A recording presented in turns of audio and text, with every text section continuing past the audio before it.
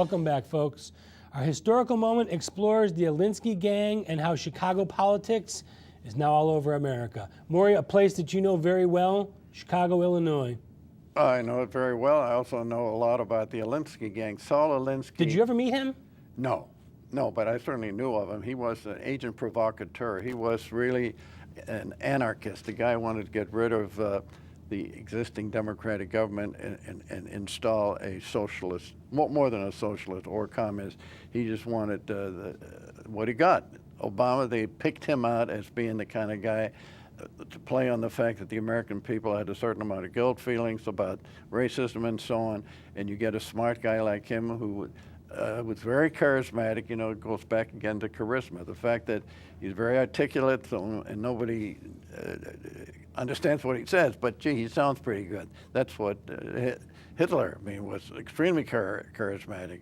The guy was a real monster, but he was charismatic. So they got this guy, they got in there, they shoved him in to the Senate in Illinois. In the last minute, then he was shoved from the Illinois Senate, where he never voted, into the U.S. Senate, and suddenly the guy appears to be the guy for president and makes a deal with Clinton, where Hillary did not dispute what happened in the Michigan and Florida delegations, which if she disputed it, brought it to the House floor, she might have been the nominee. For some reason, which we've never been able to find out, something happened. Now, well, and I got to say that a lot of the things that go on, I think that these guys are used to eliminating their opposition. Yes. And so that's how he got where he got for his entire political career. Now, do you remember they were killing people, they were robbing banks, and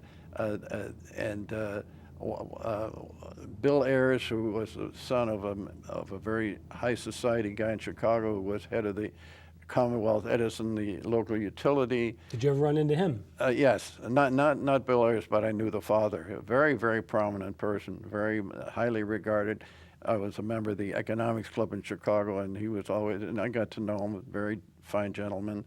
He was married to Bernadine Dorn. You remember that name? She was, they put her in jail because she shot a policeman, and this was a creepy bunch of people. And these are all students of Saul Alinsky. They were all, Saul Alinsky, I call him the Trotsky, the American Trotsky. Trotsky was the guy that really developed international communism. He was not for making Russia a communist country. He wanted the whole world to become communist. But he was a man who was brilliant. He knew how to talk. He got up on the soapbox and really got people to listen to him. And Alinsky was in the background. He was a shadowy character. Another community organizer. More than a community organizer. He had the idea of overthrowing the United States. And the guy, the guy that's really doing there are two people there that are the brains of that group today. One is David Axelrod, very unpretentious sort of guy, just kind of in the background. He kept all the offices open between the two elections. And the other one that you mentioned, the Iranian, Valerie Jarrett, who I happen to know, she was head of a real estate group that really did a job on the south side of Chicago. A lot of the money came from there, the poor people that could hardly get along. She squeezed them pretty hard.